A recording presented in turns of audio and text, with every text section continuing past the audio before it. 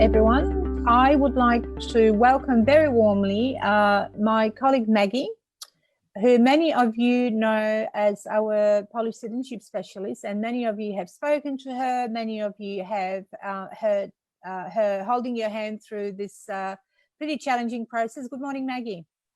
Hello.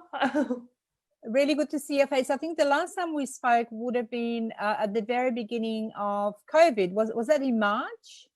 I think it was something like April, something like this. But yes, it was beginning of the whole madness. Right. And I know that we were still in the office, but we were kind of all unsure, and nobody knew what was going to happen. But we have been never this busy. How are you going with speaking to clients? Looking at people's cases, because I know it's been pretty full on.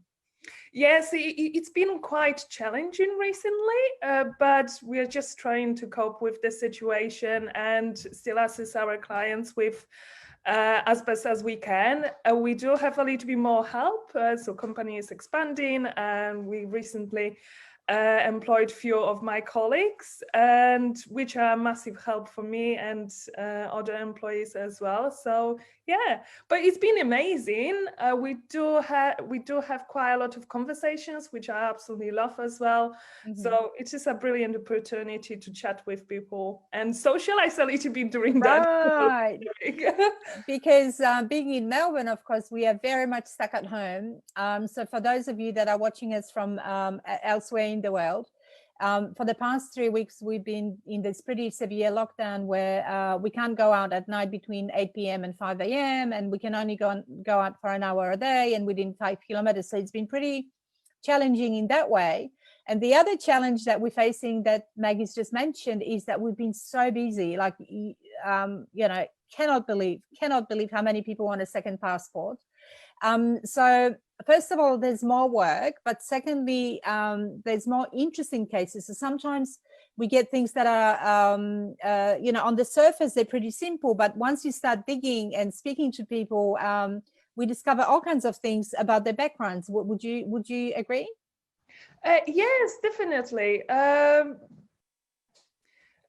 Because we tend to deal a little bit more with customers from United States. We're dealing a little bit more with those cases where ancestors left on the end of 19th century. Mm-hmm. And those cases are a little bit more complex. But what was a massive surprise for me is that we discover, or customers were sending some amazing documents issued quite early, just when Poland was established. So it was really good experience for me, mm-hmm. really to see that kind of documentation as well. But yes, I would say that many of those cases is a little bit more complex, but it is also a massive challenge for us, which we are happy to take on. Mm-hmm. Because I think for those people that don't know, your job is really to talk people through eligibility. So, we look at everyone's case and we try and work out whether they qualified for Polish citizenship through descent. And that initial conversation is so important because we're dealing with people's identities, we're dealing with people's histories, and you being a trained historian, of course, you don't know more than anybody else how to handle that. But for a lot of people, it's a really personal journey. So I always say that, initially you might see our ad on Facebook or, think, oh, maybe I'll get a Polish passport, but it becomes so much more than that, doesn't it? Right from the outset, where you look at people's histories and you can read between the lines with your historical knowledge and your experience that you've had. Can you maybe tell us a bit more about that? Definitely. So it happened to me a few times when, for example, a person which I'm speaking with telling me a little bit about their background, and for example, they're telling me their ancestors were Jewish and they were from a specific region, and I know what to expect, what might have been happened to their family, and you have to be a little bit sensitive because of that traumatic experience which their ancestors had, and that possibly was a little bit passed on their children or grandchildren as well. But it happened to me that I knew what the person will say. Right, you can predict history. Yes, so it can be very emotional, even for me as well. Right. Just because I spent some time learning myself about about history, about that specific tragic history as well. I was reading lots of stories or memories of people which experienced that, and it does have an influence on you as well, because you're reading that and you tend to move yourself into that period as well, and seeing that with your own eyes. So I can treat it sometimes a little bit emotional, but yeah. So it's certainly not transactional for you. So every person we speak to is unique. Every history is unique, but we can see, knowing what we know about the history, you can sort of read between the lines and see what may have happened. And therefore you can provide people with an explanation as to what may have happened to their ancestors. Is that right? Yes, that's correct. And I tend to say, or explain a little bit why certain things could happen. I mean, of course, especially for Second World War, there is no other explanation or excuse for what happened. But I tend to point out some things why. And many people also will mention, oh, my grandparents didn't want to talk about it. A little bit of a blame. And I'm saying, but I don't blame them. I mean, that was so painful, so traumatic. They just don't want to think about it, and we have to understand it. And we can trace documentation, we can trace information. If they don't want to speak about it, it's better not to force them to it, because it's too traumatic. Yeah, because you don't want them to relive that trauma. And you know, it's fair to say too that when people immigrated, they just got on with their lives, and you know, they started building their new identities, new families. So all of that became a bit less important. But today, Maggie, really, the purpose of our chat is really to talk about benefits of poly-citizenship, I guess, and why you should think about getting your passport now. And I wanted to precede what you're going to say by saying that, you know, Poland finds itself a lot in the media. People might be concerned about whether COVID is slowing things down. And, you know, to those that are interested to really know what the story is, I say, you know, don't believe everything you read. That's number one. So look behind the, you know, the headlines a little bit.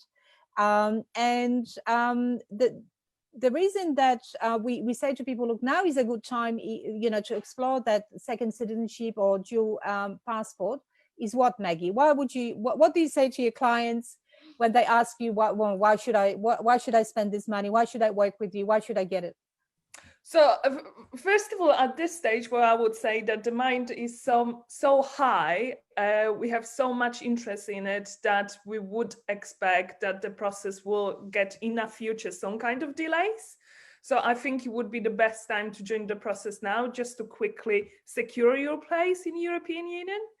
And if we're speaking about the reasons why to get European citizenship, well, there is so many benefits of that, and I don't think many Poles itself, being born in Poland, realize how big value Polish passport has, just because they were born to it, and they not really realizing that normally you would have visa or restrictions to go to Germany or France, and we used to that free travel so much that it just became a little bit of a normality. But for people which live in abroad, for people from the United States, Australia, they get in a little bit more, or they can see a little bit more benefits in that. So that's full residential rights, full working rights in all European Union countries. So 27 countries where you're getting access with no visas, with no restrictions to stay. I think it's quite amazing. I mean, I abused, I'm not sure if it's good wording, but I abused the system myself. I moved from Poland to England. I lived there for 4 years. And it was so easy because I just packed my bag and went there. And that's it. And Maggie, that's just so interesting because Poland's been part of EU for 16 years now, since 2004. And I think, you know, given the painful history of the country, you know, certainly when I was born and when I was growing up, it was a sort of grey, depressing and depressed country in a way, and oppressed. But things have changed so much and so dramatically and so drastically that it is a very different conversation. We're not talking about the same place, the same people, you know, there's much progress, right? When was the last time you were in Poland, Maggie? So it was 2 years ago, just before I came to Australia. I went for a month to visit my family. I would just maybe mention, regards what you said, that you were raised in a little bit different period of Polish history. I actually, because I was born on the 80s in Poland, so I just a little bit touched that communist picture of Poland, and I've seen it a little bit with my younger eyes. So Right. I've seen it a little bit differently from you. So I can still see the difference. I see how Poland progressed, and I can see that every time when I'm coming back to see my family, how big is changing, how it is progressing. But it is quite amazing how different it is to this, how it looked like 30 years ago. It's just that the change is just unbelievable. So one of the things I talk to people about sometimes is that, you know, in terms of infrastructure, again, you know, it'll tell you how old I am, but never mind. We didn't have phones. There was like one phone, I think, per 1,000 households or something like that, or 10,000. I can't remember the exact number. Because there was just no infrastructure for landlines. So when mobile technology came in, we didn't have to replace it because there was nothing to replace. So that's why, you know, Wi-Fi is so much faster. Mobile phones are ever so much present, you know, so like roads, all that infrastructure didn't have to be built on. It had to be, you know, built from scratch. So I think that makes a big difference as well. And even if you look at a city like Warsaw, every time I go, I see new buildings popping up and a lot of, you know, construction. And so I think one of the reasons we would encourage people to consider citizenship is so that they can gain that pride in being Polish. And I think, tell us, when you start working with clients, and now you've been with Polaron for close to 18 months, so you've seen that cycle of success. So when you talk to someone and explain to them how we're going to work, what we're going to do, but then we get the citizenship. So do the clients reach back out to you when they've been approved? They can. It happened to me sometimes that they did. They usually, because another person which is helping them is Kinga, of course, our operations manager. They very often will reach out to her because she was helping them in that process of lodging application. But they very often can mention me as well, which I think is extremely lovely. And it is extremely rewarding for me because I remember how excited they were on the beginning, talking about Europe, or I have plans to move, retire in Spain and things like this. And I'm really happy that I'm part of that journey to be able to grant them that opportunity. So it is quite amazing. And it is very rewarding where they will get back to you and just say, thank you. So it's sort of, check us through the journey, I guess, from your point of view. So when people contact us, how do you explain complex concepts? Like, what is the skill that you have in being able to explain how it all works? Like, what are some of the strategies? Because some of that legislation is so complex that it goes over people's heads, doesn't it? Yes, but there is few factors which we have to look at. So there is a female discrimination which can affect your case. There is an army service, depending from the army service dates, which can affect you. Sometimes the naturalization, it can be quite difficult to explain that because there are dates which come into place here as well. So it depends when your ancestors were born, when they naturalized, and stuff like this. But when I'm assessing the case and I'm having specific details of the client, it is quite easy, I think, for me to explain based on that specific example.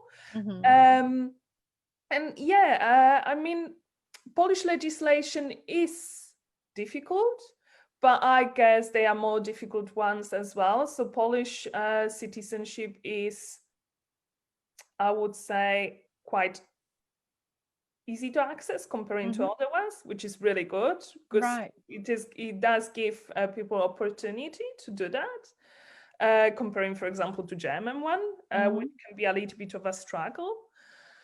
And yeah, it's a much more generous and flexible, I guess, legislation where that's the word. Thank you. You know, that there are, you know, and sometimes we do have to give people the bad news that they don't qualify because of something that happened, you know, 100 years ago, or So we've talked about it in our previous sessions that under the Polish law, there are 4 different concepts. So citizenship, nationality, heritage, and origins. So citizenship is what people want, but they might not always be able to get because of complexities of what happened to the ancestors. And these are the things that we kind of have to explain. And now that we have the grant process, there's another avenue that people can pursue. But of course, through descent, it's the easiest pathway, I guess, for everybody, yeah. And we do guarantee the outcome, yeah. But I just want to mention that I think that presidential grant process is the most rewarding one, because you're going through a whole that journey and you're reconnecting with your heritage a little bit more. And I think comparing to citizenship process where you just gathering your documents and just lodging the application, I think presidential grant process, it just have a massive sentimental value for customers. Mm-hmm. And I think the other thing that happens, of course, is that that issue of identity. Because, there's like, for people that immigrated, there's a massive gap of sometimes 100 years of not being Polish. So like, how do you do that on a genuine level where you can reclaim it? So, we give people strategies like, I was speaking to a client just before we came online, and I said to him, look, why don't you on your fridge put 10 Polish words, and he's got 2 kids. One of them was born like not long ago, but the other one speaks. So I said, instead of milk, say mleko every day. Build it into your daily practice, into your daily lives, and he thought that was really cool. So little things like that can sort of reconnect you. And we're kind of working with him on feeling. He feels so Polish, but there's a bit of intimidation there about the language and about who am I really. So we're trying to build that identity and help people reconnect. In preparation for this session, Maggie, we were talking about your rights, your responsibilities as a Polish citizen once you get it. And it's really quite difficult, because the only responsibility we could think of, although it's not compulsory, is the right to vote. So it's both a right but also responsibility, right? Yeah, definitely. Yeah, and I would look at it more as a right, because you don't have to vote. You would not have any fines if you don't want to. But it does give you a massive opportunity to change the situation a little bit, right, if you are happy with political situation in Poland. So I would look at it more in a positive way, because it is a positive thing. Right. And that is something you can do to shape, so being a citizen of Poland, even if you live outside of Poland, you can vote. And just as we've witnessed with the presidential elections, the turnout was massive, like the biggest ever, because, Poland, look, it's fair to say that it's politically a little bit polarized at the moment. But if you are a Polish citizen, if you do vote, that's the only way you can shape those politics if you're not happy with them. And I think we watch what happens in the news, and sometimes those things are amplified, or that's how news cycles work, and how that's what sells. And we kind of look at it and we're like, oh my God, you just got to look away. What's going on? So the only way to change that is to vote. That's what I say to people, and that's both your right, your responsibility, your civic responsibility, and also a way to truly be part of the community, because Poland's a democracy, and so sometimes we do have to answer questions from clients, let's be honest, that are gay or LGBTI, and they worry about what's happening in the media. And those that have been to Poland know that politics, media, and real people on the ground, 2 different things, right? Would you Yes, I would definitely agree. The best example is myself, my family, my friends, which are still living in Poland, and it is so much different to this what you're saying is seen in TV. But it can get me upset as well sometimes when I'm watching the news, and it does have a little bit of an influence, but I know it is an exaggeration sometimes, but still, it's just not nice to see things like this. But I think we try and stay away from politics, but there are some things that we kind of face with clients, and we do have these difficult conversations where we explain to people that confirmation of citizenship is completely apolitical. They cannot discriminate on basis of age or gender or religion. It is your birthright, so you either qualify or you don't, and they cannot deny it just because let's say you're gay. On the other hand, like I said, we try and stay, away from politics, but we do discuss from time to time those things. And I often advise people to look behind the headlines, and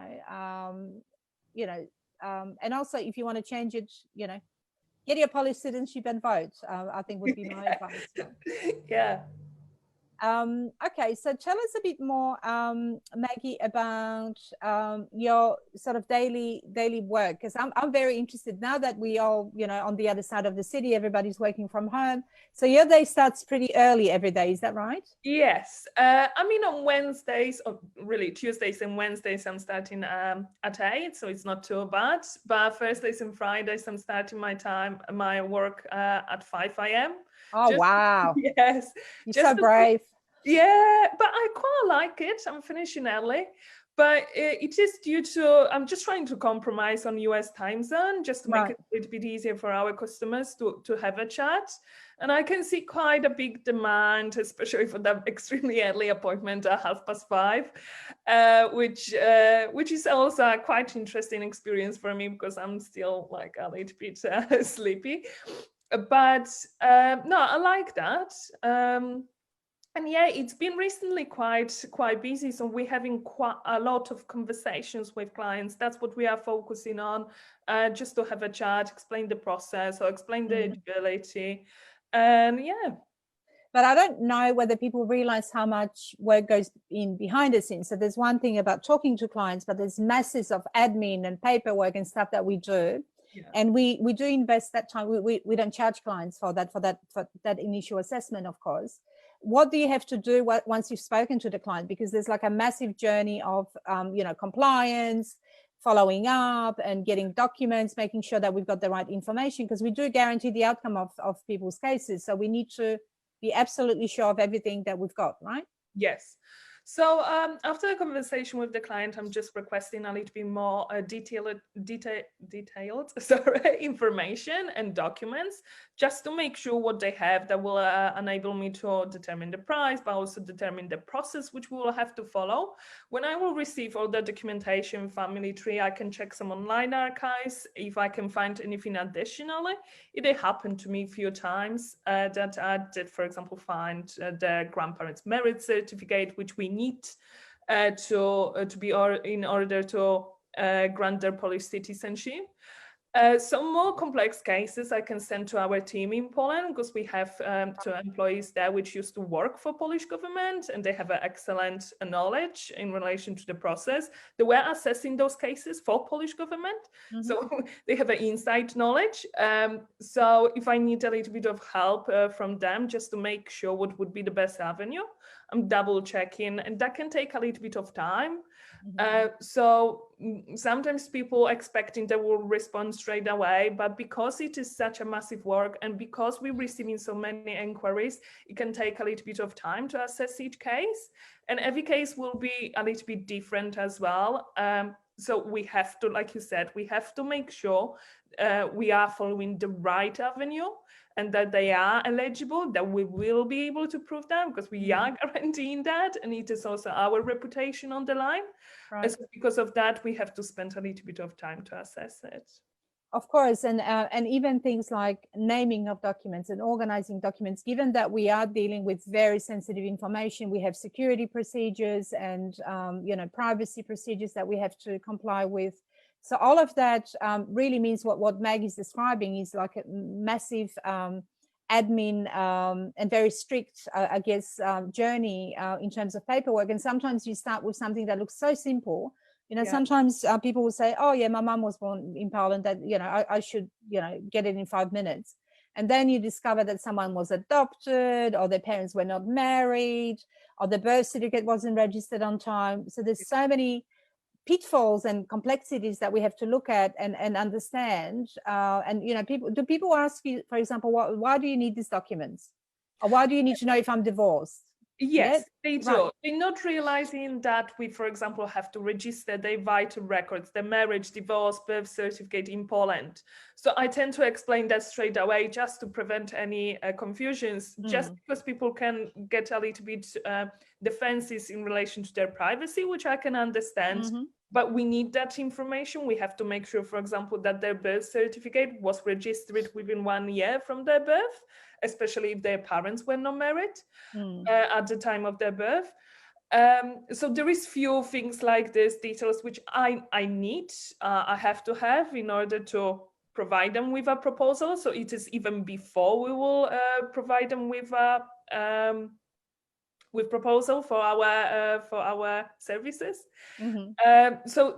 Yes, they can get a little bit defensive, but after explanation, I think I never had a situation that they did refuse that. They just simply understand, but you just have to explain them. Yeah, of course. And that's what you're really good at, where you know, yeah, sometimes you have to kind of even chunk it because it's so complex and a little bit overwhelming. So we write long emails. There's a lot of work behind the scenes. So before we leave people with 3 tips on why they should pursue their poly citizenship now, I'm going to hand over to Andrea for some questions. We've got 5 minutes. Again, this has gone so fast. You've been so wonderful, Maggie. Thank you. Thank you. Over to you, Andrea, for questions. Thank you, ladies, for such an interesting conversation. So I've got here 4 questions for you guys so far. First of all, are there any delays in processing applications for Polish citizenship because of COVID-19 restrictions right now, both in Poland and in, let's say, in Australia and Melbourne? The answer to that is yes and no. The only delays we are seeing is with post. So we've had to basically send things by couriers, which are also a little bit delayed. But in terms of processing, you know, like everything's pretty much back to normal in Poland. I don't know if people realize, like they're about to go back to school. I think next week, so there are conversations about whether that's going to happen, not going to happen. So some offices are still not open to public. Like you can't, you know, for example, with the voivodeship office, we used to be able to go in person. We can't at the moment. But you know, a lot of the official institutions have kicked in working from home arrangements, or people might be coming into the office once a week or once a fortnight. So there's like a hybrid system of working, basically for the government. We are now seeing that most consulates are open for appointments as well in you know, around the world. So in answer to your question, Andrea, or whoever's asked that question, not really. The delays are incidental to do with other offices, like in America, let's say, or in Australia or UK or Canada, and postal services, but they're not significant. They're nothing to worry about. Thank you. What sort of documents, Maggie, do I need to do you need to confirm my eligibility? If someone wants to see if they're eligible, what sort of documents you look at? So any Polish documents of your ancestors. So let's say, I think the best it will be to explain that on the example.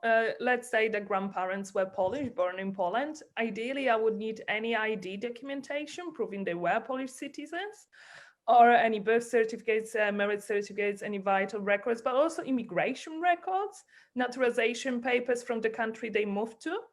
And if if customer is not able to provide the documentation, we can always trace that, but I still need something at least from the country they moved to, just to make sure that all details are correct, names and stuff like this, just to have a little bit of an indication. But apart of that, we can trace practically anything. And I think I'll just add very quickly here that there are some key documents and there are some documents that are less important, but we always insist on having a family tree. And that is because it gives us a better understanding of what happened, or if we don't know what happened in terms of people's naturalizing or marrying, we will know that these are the pitfalls that we need to clarify before we can tell people that they qualify, because we don't want to waste that time on something that's not going to happen. You know, we don't want these cases to drag on in Poland. So we tend to, you know, sometimes give people the bad news that they don't qualify for one reason or another. But it is very important to get a really good understanding of what happened and when, and then seeing documents also give us indication of their journey. Because if you think about it, if someone changed their name 5 times, that'll cause an issue in Poland. So we have to find, you know, ways to explain that. Yeah. Thank you. How can I send my documents to you to check eligibility? So do you need to see the original documents? Do I need to certify those documents? So can I respond? Yeah, go for it, Maggie. Yes, yes, yes. So at the stage of assessing eligibility, we would just simply need a scan or a picture of the specific document, just so I could zoom it and see what it's on it. So if anyone is making inquiry through website or any other way, in the end will get assigned to one of my colleagues or myself, and they will have my email, we'll have a chat, and they will be able to send that through to me. At the application stage, so when customer is going ahead with the process, we would need Polish documents in originals or certified at Polish consulate copies. That's right. So there's a process of, so Poland still relies on hard copies, like nothing submitted electronically. It has to be, some documents will go as an original or certified copy, notarized copy, or there's, we need apostille. There's quite a range of things that need to happen to documents, but initially for assessment, we just need scans. Thank you. One last question, guys. Are there any advantages of Polish passport, let's say, in terms of education? And if I want to, let's say, open my own business in Poland? I might check that one, Maggie, if that's okay. What I was going to say about that is that it's there are many advantages, but you need to inform yourself, and through, for example, these sessions, we try and provide you with education information about how it all works and all kinds of things. But I think there are many online resources that you can. Even the Polish government has now developed many portals. There are bilateral chambers of commerce. There's something that's called PAI, which is the Polish investment, and it's a governmental institution that's in 52 different countries in the world, and they facilitate business, bilateral, business dealings, because it's different for everyone. Yeah, those advantages might be advantages for me, but not for you. But certainly, I just read a ranking which we put on our Facebook page just the other day, that Poland's got 2 universities now that are in top 500 universities in the world, right? So education is inexpensive. Often there are scholarships. As a Polish citizen, you can also, of course, study anywhere in Europe if you're a student. And you can certainly take advantage of, really good education, but it won't cost you, for example, as much as in America. And there are institutions or universities, colleges that give you double degrees. So that's something to look into. Registering a company in Poland nowadays just requires an online application. So certainly the Polish government's looking at how to streamline it, how to make it easier, and how to make it viable. So the startup scene in Poland is massive. There's a lot of business activity, and even in the era of COVID, they're doing quite well financially, which is really interesting. It's a robust, strong economy. So I hope that answers your question, but feel free to reach out if we can assist in any way. So Maggie, we're going to finish up with 3 tips why you should go for your Polish citizenship now. And tip number 1 is because you get to work with Maggie, right? Yes, certainly. Yes. So first of all, because you have an opportunity to work with Polaron and amazing people here. But I think the first one for me is definitely the freedom of movement in between all 27 countries. I mean, it is amazing opportunity, especially considering that Europe itself it has such a long history. You have one of the oldest universities there. So opportunity to work, live, and study in European Union is the biggest benefit for myself. The second one for me personally would be the ability to vote in elections, just because I think it is an amazing option to have an impact on some changes. And what the third one? I think access to the health. Right. To health in Europe, because, for example, when you are from the United States, you do have a private health insurance, and if you move into Europe, you are treated as a citizen. You would have access to free one. And of course, the biggest benefit of all, which is sort of number 4 or 5, if we consider working with you a massive benefit, which it is is reconnecting with your Polish heritage. And I don't think people, I think some people underestimate how important that is and what happens when they reclaim their citizenship, because all of a sudden they have another identity, they can tap into another culture, another language, another history, and another space altogether. And I think I would say, Maggie, and I'm sure you agree, that that's probably top one benefit and advantage of reclaiming a Polish citizenship, alongside the more practical, boring stuff like a Polish passport. Yes, definitely. All right. Well, listen, thank you so much for spending your morning with us, or afternoon, evening, wherever we are in the world.